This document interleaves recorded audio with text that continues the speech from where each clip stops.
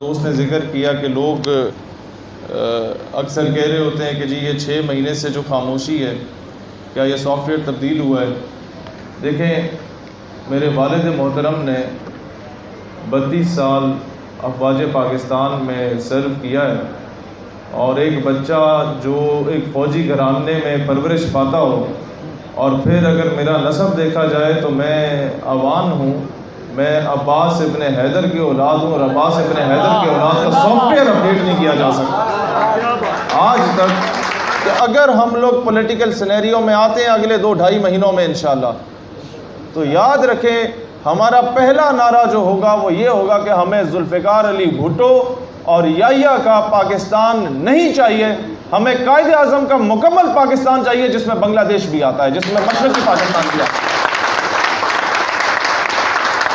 एक मौलवी साहब जेलम पहुंचे हुए और दूसरे मौलवी साहब घर से नहीं निकल रहे, और कौम उस चीज़ में पड़ी हुई है। जो भी नौजवान दरस इंतज़ामी करता है उसको तब तक डिग्री ना दे जब तक 6 महीने के अंग्रेज़ी के कोर्स ना करा दे। तो कायदे आज़म के मजमों में सबसे ज़्यादा खिताब किन लोगों ने किया? बरेलवी उलमा ने। जनाजा किसने पढ़ाया? देवबंद स्कूल ऑफ थॉट के आलिम दीन ने, और जनाजे पे गाजी अब्बास का अलम भी लगा हुआ था। यानी कि कायदे आज़म ने दफन होते होते फ़िरका वारियत को भी दफन कर दिया था। That's why I call him my leader. Jews की एग्जाम्पल लें कि 1000 साल यहूदी जो हैं वो ग़ुलामी में रहे, और उन्होंने 1000 साल में कोई एहतजाज शायद ही किया हो। यहूदियों ने होमवर्क किया, अपनी नस्ल की तरबियत की, उसको टेक्निकली स्ट्रॉन्ग किया। आज वो दुनिया का 1% है, लेकिन 1% से भी कम है, लेकिन पूरी दुनिया का मीडिया और पूरी दुनिया की इकोनॉमी उनके कब्जे में। आप लाख बोले कि भाई फ़लस्तीन में जुल्म हो रहा है, जब बीबीसी बोलेगा कि जुल्म तो फ़लस्तीनी कर रहे हैं इजराइल के साथ, जब CNN फ़लस्तीन के ख़िलाफ़ होगा, जब फॉक्स न्यूज़ फ़लस्तीन के ख़िलाफ़ होगा, तो आपके यहाँ मेरे नारे लगाने से कुछ भी नहीं होगा। आप 50 साल लगाते हैं एक बंदे को इलेक्टेबल बनाने में, और वो 5 मिनट लगाता है उस बंदे को खरीदने में। दुनिया की इकोनॉमी उसके पास है, दुनिया का मीडिया उसके पास है। What have you done? What I have done? कुछ भी नहीं किया। अब प्रैक्टिकली क्या काम करने की ज़रूरत है? ये चीज़ मुश्किल नहीं है। आप माजी में एग्जाम्पल्स लें, जमात इस्लामी की पाकिस्तान बनने से पहले की है, उन्होंने ज़ीरो से स्टार्ट लिया, बग़ैर पैसे के वो स्टेबल हो गई। आप एग्ज़ाम्पल लें जमीयत उलमा इस्लाम की, उन्होंने ज़ीरो से स्टार्ट लिया, उन्होंने अपने एक मकाम बना लिया। आप एग्ज़ाम्पल लें TLP की, उन्होंने ज़ीरो से स्टार्ट लिया, उन्होंने अपना एक मकाम बना लिया। आप एग्ज़ाम्पल लें MQM की, उन्होंने एक स्टूडेंट ऑर्गेनाइजेशन से आगाज़ किया और पूरे सिंध पे हुकूमत की। आप एग्ज़ाम्पल लें सिबकतुल्लाह खान पगाड़ा रहमतुल्लाह अलैह की, सोरे बादशाहों ने कहा जाता था, उनको फांसी दे दी अंग्रेज़ ने, बिल्कुल ज़ीरो से मल्टीप्लाई कर दिया गया, और आज भी सिंध की असम्बली में 17-18 सीटें उन लोगों की। आप एग्ज़ाम्पल लें इवन पीपल्स पार्टी की, तो उसका कोई जद्दी पुश्ती निज़ाम नहीं था। भुट्टो का एक तकरीर जनरल अयूब को पसंद आ गई थी, और वो उसे उठा के इधर ले आया, और उसने सारा मामला जो है वो अपने फेवर में कर दिया था। तो कोई चीज़ जो आप ये कहते हैं कि जी ये फरिश्ते लाते हैं या एजेंसीज लाती हैं तो तभी कामयाब होंगे, अदरवाइज़ पता नहीं कैसे कामयाब होंगे, हाथ पे हाथ धर के बैठे हुए नहीं भाई। टू बी वेरी फ्रैंक, आपने अपने हिस्से की जंग खुद लड़नी होती है। ना है मैं कायदे आज़म को क्यों अपना लीडर मानता हूँ। कायदे आज़म ही वॉज द पर्सन जिसको मदरसे वाला दाढ़ी और पगड़ी वाला नौजवान भी सुनता था, जिसके पीछे पीर जमात अली शाह जैसी हस्ती भी चला करती थी, जिसके पीछे ख्वाजा कमरुद्दीन सियालवी रहमतुल्लाह अलैह जैसी हस्ती भी चला करती थी, और जिसके पीछे अलीगढ़ का मॉड स्कॉट नौजवान भी चला करता था, जिसके पीछे पेंट कोट और टाइयों वाले भी चलते थे और मदरसे वाले भी चलते थे। ही वॉज द लीडर के वो जब ग्लासेस लगा के बात कर रहे होते थे और यूँ पेपर पे देखते थे जब, तो एक बार गिलासेस गिर गई तो लोगों ने चीखें और तालियां बजाईं कि वो जना जो कभी हमारे आगे झुका नहीं। अब एनके उठाने के लिए अंग्रेजों ने कहा कि हमारे आगे झुकेगा, तो कायदे आज़म ने जेब से दूसरी एनक निकाल के लगा दी, तो उसमें दूर अंदेशी उसकी ये हुआ करती थी। और फिर कायदे आज़म, अब मैं आपको एग्जाम्पल देता हूँ, रसूलुल्लाह अलैहिस्सलाम किसी बहुत बड़े आलिम दीन की ख्वाब में भी आ सकते थे, किसी बहुत बड़े मुफ्ती आज़म की ख्वाब में भी आ सकते थे कि तुम जाओ और बड़े सगीर में मुसलमानों की क़यादत करो। आखिर कोई तो वजह थी कि मोहम्मद अली जिन्नाह को चुना गया कि वो एक तबके का लीडर नहीं था, वो कौम का लीडर था, वो पंजाबी का लीडर नहीं था, बलोची का लीडर नहीं था, पठान का लीडर नहीं था, वो मुसलमानों का लीडर था। 54% ऑफ पाकिस्तान आपसे छीना गया था, 54%। एक फजले हक ने इस मीनारे पाकिस्तान पे खड़े होके करारदादे पाकिस्तान पेश की थी। शेरे बंगाल उसे कहा जाता है, उसको गद्दार कह दिया गया। कायदे आज़म की बहन जब इलेक्शन लड़ी थी सदारत का, यहां से उसे शिकस्त दी गई थी, मशरकी पाकिस्तान से वो जीत गई थी। वो मुझसे बड़े पाकिस्तानी हैं, हमने उन्हें गद्दार कहा। मोहतरमा फातिमा जिन्नाह पे गद्दार के टप्पे लगे। और फिर भारत ने, भाई वो आपका दुश्मन है, उस बनिए ने कोई कसर नहीं छोड़ी आपके मुल्क को तकसीम करने के लिए। वो आपको डे फर्स्ट से एक्सेप्ट ही नहीं करता था, लेकिन हमने मौका क्यों दिया भाई? आज जो सोशल मीडिया पे सुन रहे हैं, हम लोग महीने डेढ़ के अंदर इंशाअल्लाह ताला तमाम खलीजी रियासतों में भी और ओवरसीज़ जितनी भी दूसरी रियासतें, वहाँ पाकिस्तानी हमारी ऑर्गेनाइजेशन के सेमिनार्स आज से कराना शुरू करेंगे, जहाँ एक तरफ मगरबी पाकिस्तान का झंडा लगा करेगा, एक तरफ मशरकी पाकिस्तान का झंडा लगा करेगा। हमारे बंगाली दोस्त वहाँ पर आया करेंगे, हमारे बिहारी दोस्त वहाँ आया करेंगे, आसाम के दोस्त होंगे, जूनागढ़ के दोस्त होंगे, और उसके साथ बलोच होगा, पठान होगा, सिंधी होगा। और एक और चीज़, वो बंदा जो at the time of partition अपनी जान, माल, इज्जत, आबरू, तन, मन, धन कुर्बान करके ही travelled all the way from India to Pakistan, मैं उसे महाजर नहीं मानता, वो मुझसे बड़ा पाकिस्तानी है। मैं उसका एहतराम इन अपने भाइयों से ज़्यादा बढ़ के करता हूँ। क्यों? क्योंकि वो असल पाकिस्तानी अपना सब कुछ छोड़ के आया है। और मैं एक और चीज़ आपके सामने रखूँ कि आप लोग खुशनसीब हो कि आपकी इस ऑर्गेनाइजेशन का जो सेक्रेटरी जनरल है, इसका शुमार, इसके ख़ानदान का शुमार उन लोगों में है जो हिजरत करके हिंदुस्तान से पाकिस्तान आए। आप लोगों को फ़ख्र होना चाहिए कि यहाँ पर कार्ड खेला जाता है कि जी सारी पार्टी की क़यादत जो मरकज़ी है वो पंजाब को दी जाए। हमेशा सब पॉलिटिकल पार्टीज़ में होता है। आपको खुशी होनी चाहिए कि आपकी जमात का मरकज़ी नायब सदर जो है उसका ताल्लुक़ गिलगित बल्तिस्तान, उसके बाद जो सीनियर मोस्ट कोई बंदा वहाँ पर आता है तो उसका ताल्लुक़ खैबर पख्तूनख्वा से है। हम लोगों ने एजुकेशन रिफॉर्म्स पे क्या काम करना है। आज तक हम रोते रहे कि जी बड़े बड़े स्कूल्स हैं जहाँ एक आम बेचारा बंदा अपना बच्चा नहीं पढ़ा सकता। अमीरों के बच्चे के लिए अलग स्कूल होगा, बीकन हाउस होगा, कैम्ब्रिज का निज़ाम होगा, ऑक्सफोर्ड का निज़ाम होगा, रूट स्कूल सिस्टम होगा। ठीक है, मुझे किसी से इख्तलाफ नहीं। गरीबों के बच्चों के लिए और होगा। एलीट क्लास के लिए जो लीडिंग एंड पे होंगे लोग मुस्तकबिल में, चाहे वो लायक हों या नालायक, उनका बाप उन्हें किसी मकाम पे बिठा देता है, उनके लिए और स्कूल होगा। गरीब का बच्चे के लिए गवर्नमेंट स्कूल होगा। मैं कहता हूँ प्राइवेट स्कूल होने चाहिए, आप उन्हें बंद ना करें। लोगों का बिजनेस है, चलाने दो।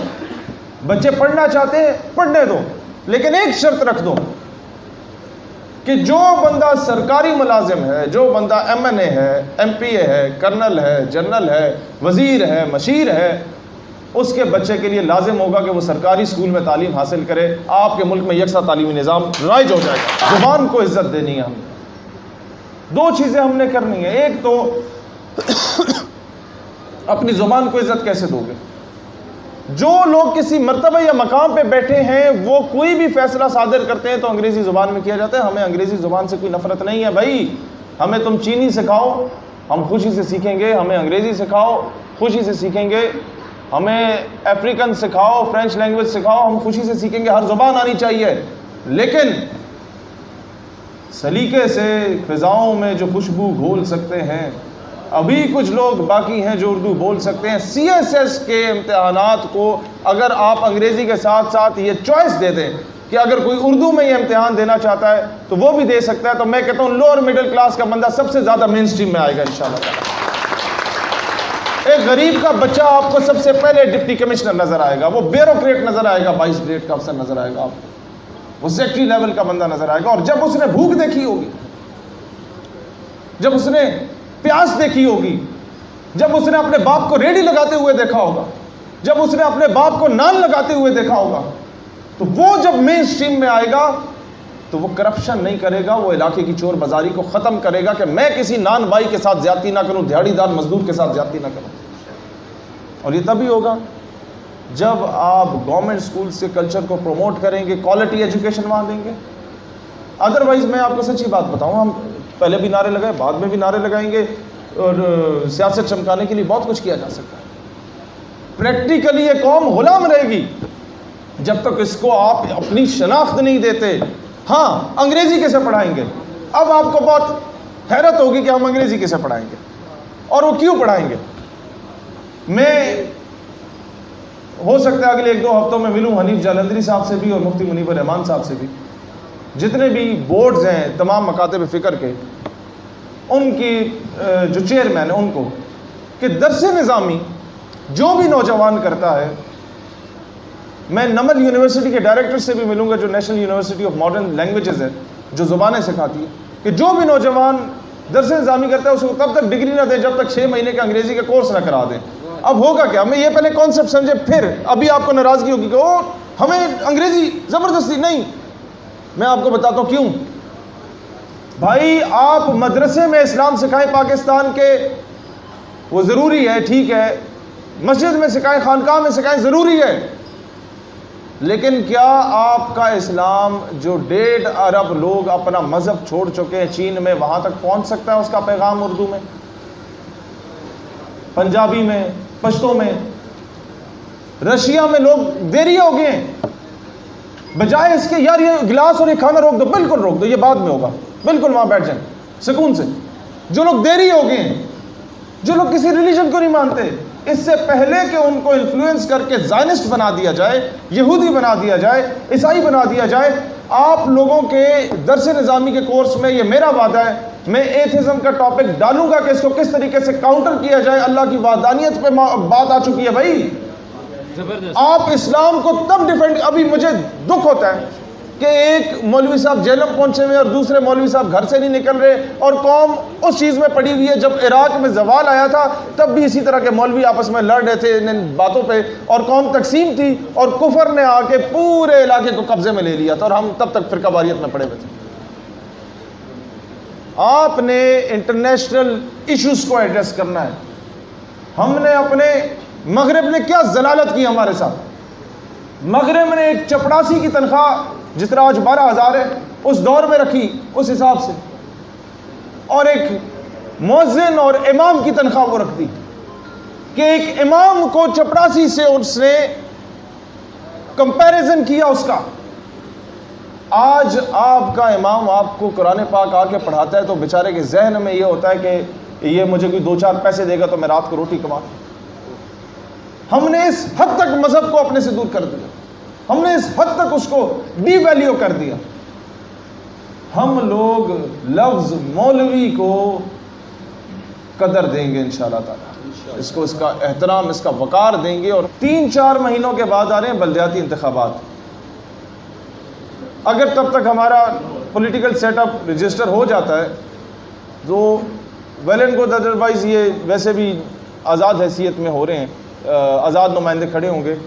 आप लोगों ने हर गांव से, जहाँ से खुद खड़े हो सकते हैं खुद खड़े हों, जहाँ से भाई चाचा मामा खड़ा हो सकता है उन्हें खड़ा करें, जहाँ से कोई और आपको नज़रियाती बंदा खड़ा हो सकता है। आपने आज से लिस्टें बनानी है, आपके ज़िले में तहसीलें कितनी हैं, हर तहसील में यूनियन काउंसिल कितनी है, हर यूनियन काउंसिल में कितने कितने गांव हैं, और वहाँ में कहाँ कहाँ आपकी तंजीम साजी हुई है, कहाँ कहाँ नहीं हुई है। सबसे गौर से तलब बात है जिस वजह से आपको बुलाया गया। जहाँ पे नहीं हुई वहाँ पर जाके तंजीम साजी करें और कुछ नहीं, अपना एक एक नुमाइंदा पकड़ें, उसको इलेक्शन लड़वाएं। जहाँ 1200 वोट लेके एक बंदा काउंसलर बनता है, वहाँ आपका बंदा आराम से अपने चाचे मामे ताए के घर का वोट लेके 200-250 वोट लेके दूसरे तीसरे नंबर पे आ सकता है। आपका एक ऐसा धड़ा बनेगा कि आप लोग बराबरी की सतह पे बैठ के अपने इलाके की पंचायत में फैसला कर पाएंगे, और जब आप फैसला कर पाएंगे तो वो नवाब और चौधरी जो है उसको आप शट अप कॉल दे सकते हैं कि इस बच्ची के साथ ज्यादती नहीं होनी चाहिए। एक 25 साल का लड़का अगर जद्दी पुश्ती नवाब वडेरे जागीरदार के मुकाबले में इलेक्शन में खड़ा ही हो जाता है, मैं समझता हूँ कि सियासी निज़ाम पे सबसे बड़ी चपेट ये होगी कि हम जद्दी पुश्ती सियासत को लात मार के परे करने के लिए इंशाल्लाह मैदान में उतरें। अब अक्सर लोग ये पूछते हैं आपसे, हमसे पूछते हैं भाई कैसे कामयाब हो गए? ਤੁਹਾਡੇ ਕੋਲ ना कोई वड्डी गड्डी है, ना ਤੁਹਾਡੇ ਕੋਲ कोई गार्ड ने, ना कोई ਤੁਹਾਡੇ ਕੋਲ सिक्योरिटी के मामलात ने, ना कोई थाना कचहरी कल्चर है, कामयाब किवें हो गए? तो आपने बजाय इसके कि सर झुका के शक्ल कट के बैठे हुए हो, आप बताएं कि भाई आपका भाई जब इस्लामाबाद में 8 घंटे के लिए बैठता है तो 56 इस्लामी ममालिक का OIC का इजलास बुलवा के ही उठता है, और फिर जब आपका भाई 6 घंटे के लिए बैठता है, फिर जब आपका भाई 6 घंटे के लिए इस्लामाबाद में बैठता है तो औरत मार्च और मिस्टर चिप्स और ये 12वीं सिर में टाइप की आंटियों पे पाबंदी लगवा के उठता है वहां से। हमें एक दिन से ज्यादा कभी धरना देने की जरूरत ही नहीं पड़ी, हमें कभी पत्थर उठाने की जरूरत नहीं पड़ी। हमें पुलिस वाला अगर कोई किसी के ऑर्डर्स के तहत कोई लाठीचार्ज करता भी था, हम सीने से लगाते थे, हमें जरूरत क्यों नहीं पड़ी? क्योंकि we believe in our team के जब मुज़ाकरात के लिए राजा नुमान या मलिक वकास जाता है जिन्होंने CSS की तैयारी की हुई है, उसे पता है एक ब्यूरोक्रेट को किस तरीके से कन्विंस करना है। जब सामने ब्यूरोक्रेट बैठेगा, हम लोग ब्यूरोक्रेसी के लेवल के बंदे को भेजेंगे। जब सामने मुज़ाकरात के लिए फौजी बैठेगा तो हम फौजी टाइप बंदे को भेजेंगे, जब सामने मौलवी बैठेगा तो मौलवी को भेजेंगे। इनमें बेरोजगारी है, महंगाई है और ये सारे मसाइल हैं। आपके पास इसका क्या हल है जो बाकी सियासी जमातों के पास नहीं है, और आप क्या कर सकते हैं? तो एक बात मैं आज ये राज आपके सामने खोल ही देता हूँ कि पिछले 10 सालों से हम लोग जलसे कर रहे हैं। पिछले 6 महीनों से आपने मुझे किसी जलसे में नहीं देखा होगा। उन 6 महीनों में हम यही होमवर्क कंप्लीट कर रहे थे। अब हम जब आएंगे तो पूरी तैयारी के साथ आएंगे। हम कॉन्स्टिट्यूशन बना चुके हैं इंशाअल्लाह ताला। जब हमारी पार्टी अनाउंस होगी तो सबसे पहला जलसा हम लोग, जहाँ पर हमारे बंगाली भी होंगे, बिहारी भी होंगे, वो जलसा हम लोग इंशाअल्लाह ताला मोहम्मद बिन कासिम की धरती कराची में जाके, सिंध में सी व्यू पे जाके पहला जलसा हम करेंगे। और जिसकी साजिश थे, ये नारे लगे थे कि उधर तुम इधर हम, मेरे सिंध का भाई, मेरा वहाँ का महाजिर, मेरा वहाँ का बिहारी, मेरा वहाँ का सिंधी जो मोहम्मद बिन कासिम का वारिस है, वो ये वहाँ पर ऐलान करेगा कि मेरा लीडर पाकिस्तान तोड़ने वाला नहीं हो सकता, मेरा लीडर पाकिस्तान जोड़ने वाला होगा इंशाल्लाह। कि वहाँ पर कराची में बैठ के, लाड़काने में बैठ के, इनके कुत्तों की खुराकें जो हैं वो हज़ारों लाखों रुपए की आ रही हैं और मेरे थर के बच्चे पानी के लिए बिलक रहे हैं। गरीब शहर तरसता है रोटी के टुकड़े को, अमीर शहर के कुत्ते भी राज करते हैं। अमीर शहर के कुत्ते और अंग्रेज़ों के कुत्ते नहलाने वाले हैं, उनका राज ख़त्म होने वाला है इंशाअल्लाह। पाकिस्तान के हकीकी वारिस सामने आएंगे इंशाअल्लाह। और आपको अल्लामा इकबाल की फैमिली, सर सैयद की फैमिली, वासिफ अली वासिफ की फैमिली, आपको हमारे दाएं और बाएं बैठे नजर आएंगे इंशाल्लाह जिस दिन हम लोग ये अनाउंसमेंट करेंगे। आपको कश्मीर, बंगाल और सियाचिन में शहादतें देने वाले शहदा की फैमिलीज नजर आएंगी। तब आप शट अप कॉल दे सकेंगे दुनिया को कि पाकिस्तान के हकीकी वारिसों की जमात अब मैदान में आ रही है इंशाल्लाह। और इसके बाद मैं आप सबसे एक बात कहना चाहूँगा। अब जो ये सवाल है कि क्या ये पार्टी ही बनानी थी तो हमने ये सारा कुछ किया, आप ये समझ लें कि हम ये नहीं बनाते, हम 10 साल और नारे लगाएंगे। हम 10 साल और मारे खाएंगे, हम 10 साल और फ़िरक़ों में तकसीम किए जाएंगे और फ़िरक़ों के अंदर 600 फ़िरक़े और बना के तकसीम किए जाएंगे। और यही किया जा रहा है। जो लोग कहते हैं ना ये पता नहीं कोई बड़े ही मुतशद्दिद किस्म के लोग हैं, मैं ये भी बात बता दूं कि हमारी जो भी पॉलिटिकल पार्टी लॉन्च होगी इंशाअल्लाह ताला, उसमें यार इन्हों रहने दो 1 मिनट प्लीज़, मरकज़ी काबीना में हम माइनॉरिटी की एक सीट रखेंगे जिसमें मदन सिंह साहब खालिस्तान की तहरीक की नुमाइंदगी करेंगे। आपके मीडिया दिखाए ना दिखाए, इंडिया को जो आग लगेगी उससे आपको अंदाज़ा हो जाएगा। हम वो स्ट्रेटेजिक मार देंगे उसे, वो स्ट्रेटेजिक मार मिलेगी आपके दुश्मन को कि उसने पंगा लिया था कि हम बांग्लादेश को अलग करेंगे, उसने पंगा लिया था कि हम आज़ाद बलूचिस्तान बनाएंगे, उसने पंगा लिया था पश्तूनिस्तान का।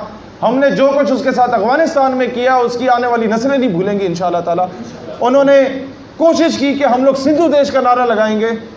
अब सिंध का मामला भी कवर हो गया, बलूचिस्तान का भी। हमारे बलोचों ने और सिंधियों ने भी उन्हें शट अप कॉल दे दी। हमारे पठानों ने भी बता दिया कि हम लोग पाकिस्तान के असल वारिस हैं, कश्मीर हमने आज़ाद करके दिया था जब लोग इनकार कर गए थे। हमारे महाजिरों ने भी बता दिया कि हम पाकिस्तान के वारिस हैं। और अब इंशाअल्लाह ताला जिस पाकिस्तान को तोड़ के इन्होंने हमसे अलग किया था, वही पाकिस्तान इंशाअल्लाह ताला भारत को सबसे ज़्यादा चुभने वाला है। मगरबी पाकिस्तान की निस्बत ज़्यादा अगर कोई चीज़ भारत के लिए नुकसानदेह साबित होगी तो इंशाअल्लाह